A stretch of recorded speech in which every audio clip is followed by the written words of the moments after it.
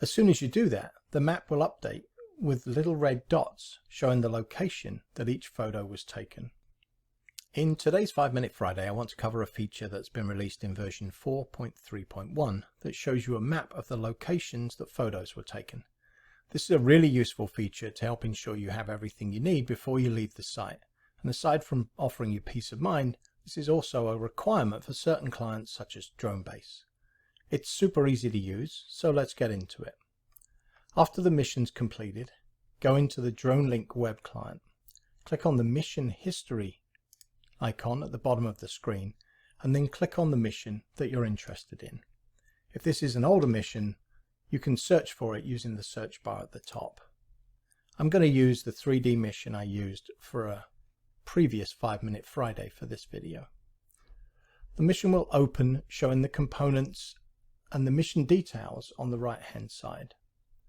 If you don't see the mission details or you accidentally close it, you can open it again by clicking on the 3 dots and selecting mission details. At the bottom of the mission details pane is a document icon, and clicking on that will bring up a list of files that were captured during the flight. As soon as you do that, the map will update with little red dots showing the location that each photo was taken. What is also super useful is that you can hover over any of those dots and it will tell you the name of the file that was taken there. So if you're looking for a specific picture, this is a great way to find it quickly. Note that unlike some other systems, this information is available as long as the tablet has an internet connection.